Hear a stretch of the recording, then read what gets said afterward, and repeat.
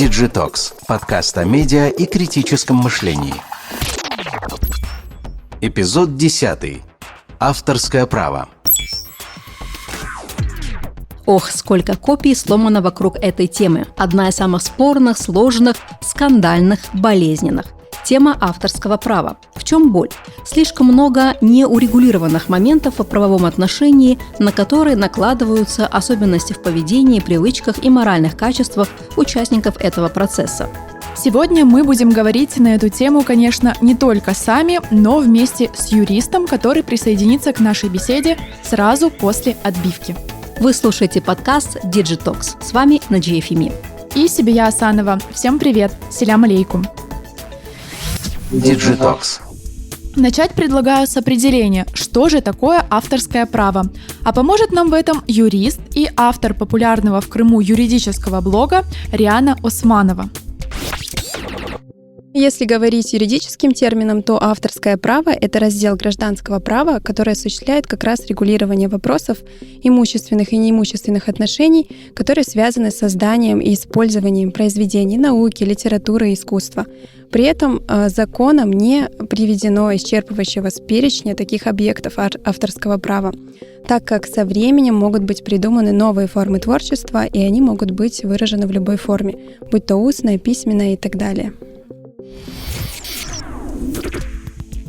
Да, формы выражения могут быть самые разнообразные. К примеру, сейчас набирает обороты NFT – сертификат, который подтверждает право на владение цифровым активом – изображением, гифкой, роликом или аудио.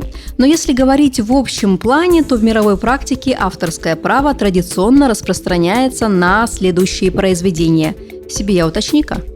Итак, это литературные произведения, такие как романы, стихи, пьесы, справочные издания, газетные статьи, компьютерные программы, базы данных, фильмы, музыкальные произведения и хореография, художественные произведения, такие как рисунки, картины, фотографии и скульптуры, архитектурные сооружения и рекламные объявления, карты и технические чертежи.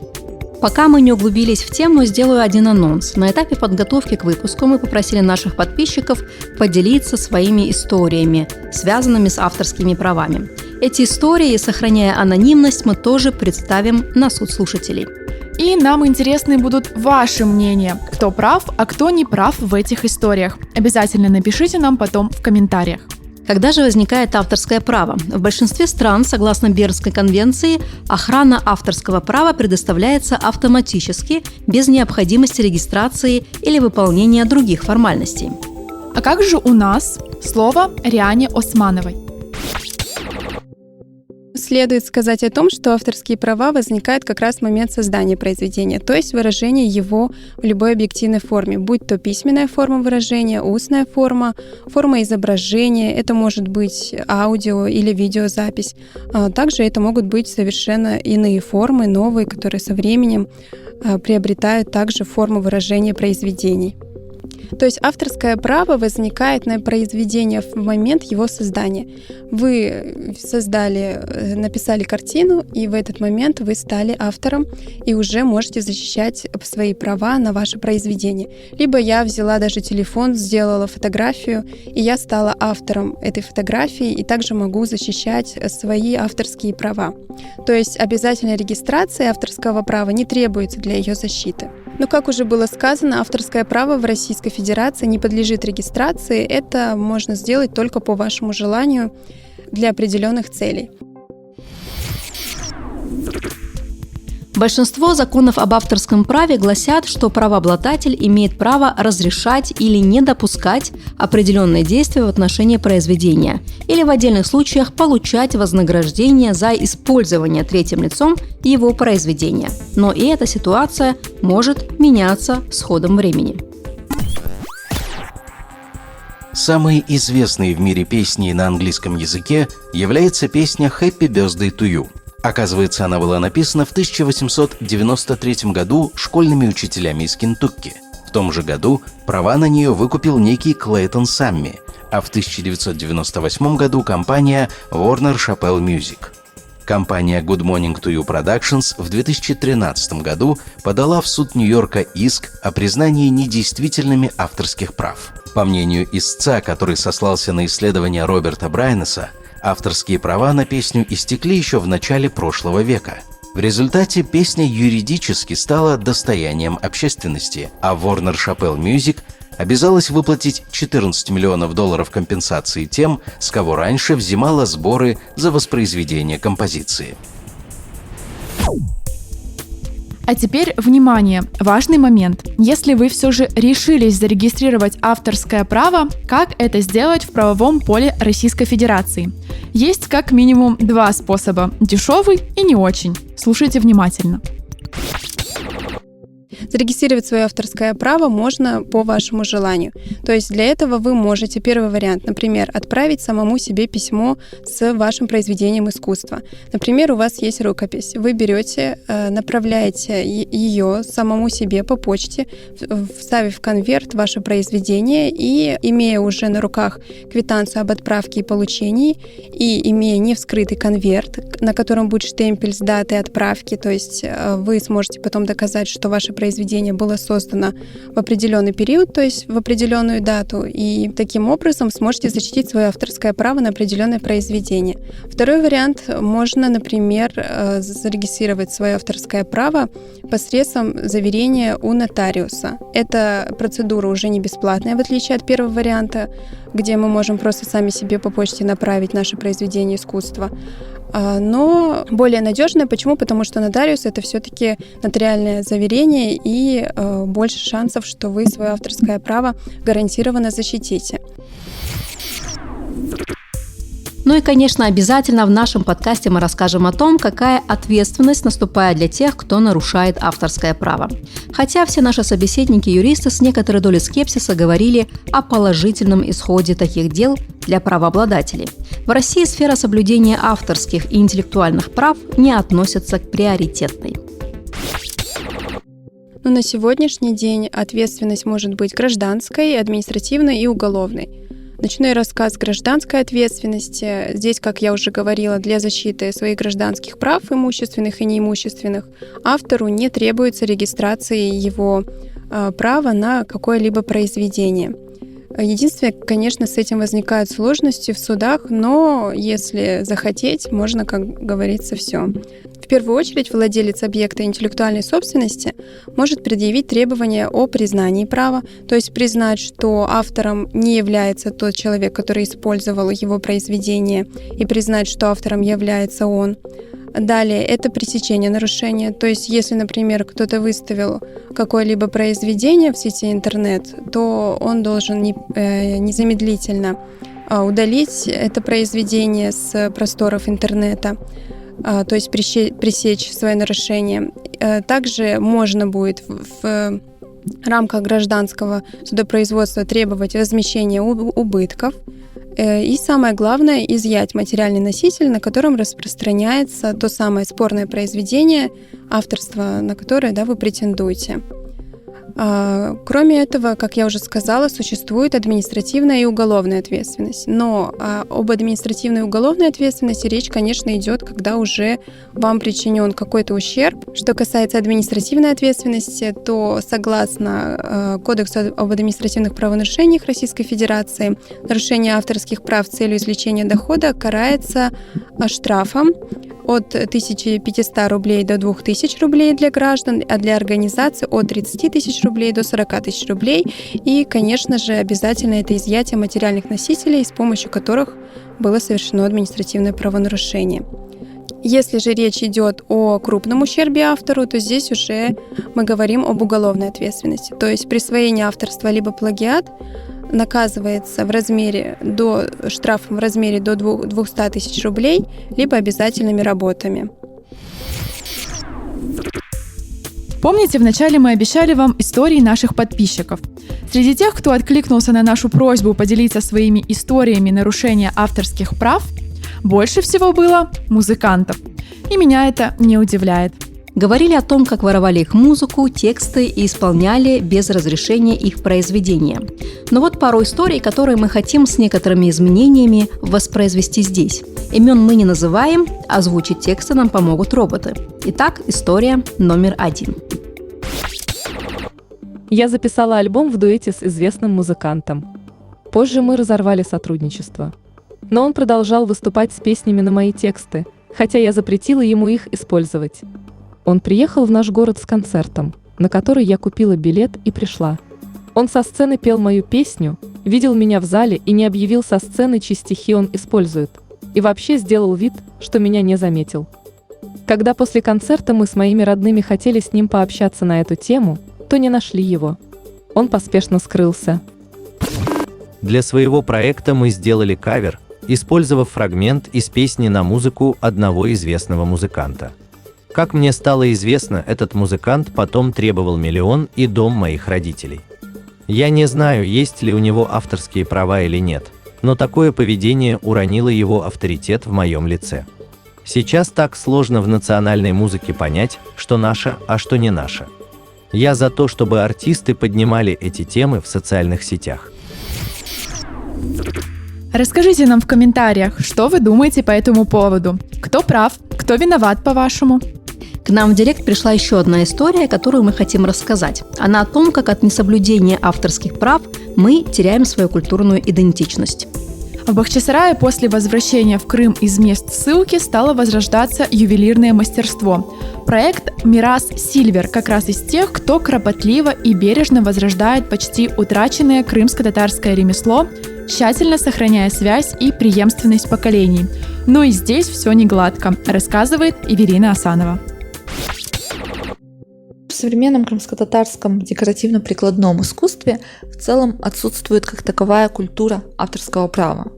У нас бытует мнение, что если мастер занимается традиционным ремеслом, то все его работы – это такое общенародное достояние, и каждый желающий может их копировать, использовать в коммерческих целях, публиковать на различных ресурсах без указания автора, в лучшем случае добавив хэштег «крымско-татарское искусство», и то не всегда. Все оказалось в публичном доступе, и молодые мастера заходят на страницу более опытных, делают скрин, повторяют работу, потом публикуют ее у себя без указания автора. По законодательству это нарушение прав собственности. Но в нашей культуре сейчас настолько стерты грани между использованием старинного орнамента и копированием готовой работы современного автора, и все считают, что это ведь традиционное украшение. Да, в декоративно-прикладном искусстве мы все так или иначе наследуем природу, традиции, но ценность мастера-ремесленника заключается именно в этом художественном видении, владении разными техниками, сложности и глубине перенятия опыта прошлых поколений. К примеру, у нас в мастерской, когда Карповашкины ученики делали первые традиционные украшения, еще были не готовы составить собственный орнамент, форму, они обращались к нему с просьбой повторить его работу. У нас не было случая, когда бы он отказал и всегда делился какими-то деталями, секретами.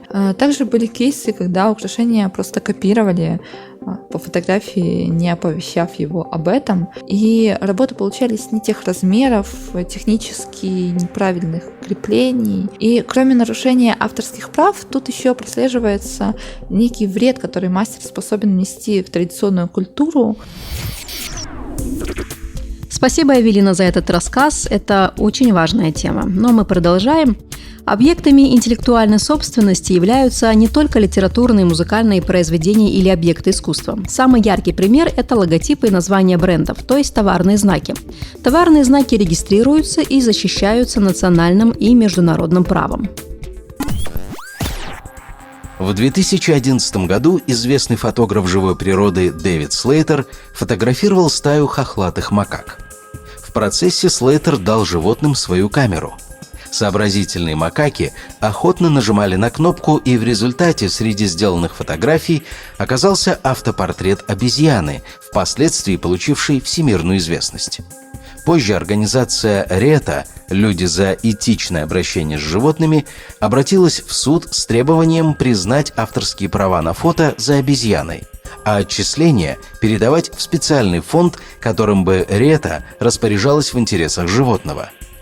Суд встал на сторону фотографа, но с зоозащитниками пришлось договариваться.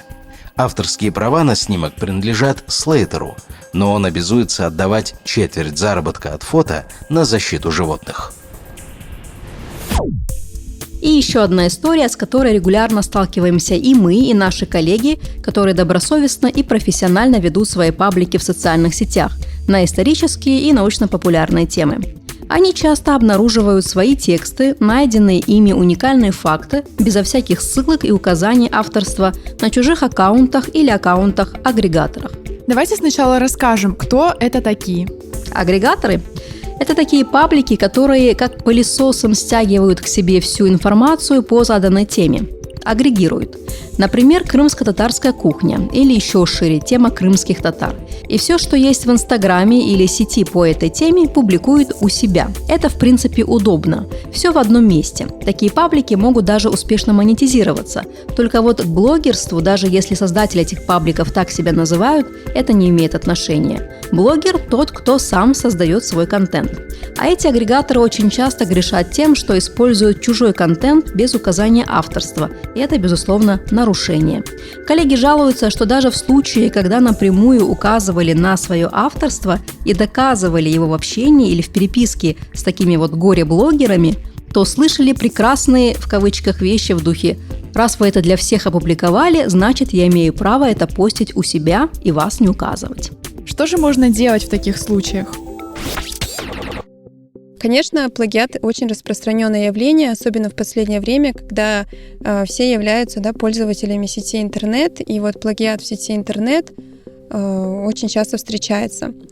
Любой автор любого произведения, будь то произведение науки, искусства или литературы, может разместить свое произведение в сети интернет.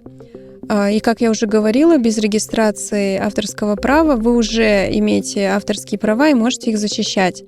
Соответственно, если кто-либо использует ваши произведения, объекты авторских прав без вашего разрешения, без указания авторства, и тем более получает доход какой-то, либо использует его еще в других целях, вы можете, как я уже говорила, в соответствии с гражданским правом требовать в первую очередь для того, чтобы признали ваше авторство. Вы можете требовать, чтобы указали, что вы автор. Если вам этого недостаточно и вы не хотите, чтобы вообще размещалось ваше произведение даже с указанием авторства, вы можете требовать, чтобы этот материал удалили. Кроме этого, вы также можете потребовать, если вам был причинен ущерб, взыскание морального и материального ущерба через суд. Это также ваше право. Те же социальные сети, будь то Facebook, Instagram, YouTube и так далее, все они имеют правила пользовательского соглашения, где авторское право как раз и нарушение авторских прав очень охраняются и правилами этих социальных сетей, и международным правом, и национальным правом. Поэтому в первую очередь социальная сеть защищает ваши авторские права, и вы можете направить, кроме того, что защищать свои права посредством гражданского, административного, уголовного судопроизводства, также защищать его посредством направления жалоб через руководство администрации социальных сетей. Вы, наверное, знаете и знакомы с подачей жалобы на какую-либо публикацию в связи с нарушением авторства, самое распространенное явление. Конечно, не всегда это гарантирует того, что эта спорная публикация будет удалена, но, по крайней мере, у вас такое право есть, и вы можете также попытаться доказать свое авторство. Как мы узнали из беседы с Рианой Османовой, оказывается, даже у авторов юридических пабликов непорядочные люди умудряются воровать и перепродавать подешевле продукты их интеллектуального труда. Да, конечно. Мне кажется, сегодня у нас получился очень разноплановый подкаст. Пусть это будет только начало большого разговора об авторском праве, поскольку мне хочется, чтобы выражение «художника обидеть может каждый» все-таки оставалось шуткой, а не было печальным отражением правовой реальности и нашего отношения друг к другу. Если у вас остались вопросы, пишите нам в директ. Мы будем на связи с юристами и постараемся дать ответы на волнующие вас вопросы. Это был подкаст DigiTalks, над которым работали Наджия Фими, Себия Асанова, Эскендер Асанов и Эльдар Куртситов. Всем пока, до встречи!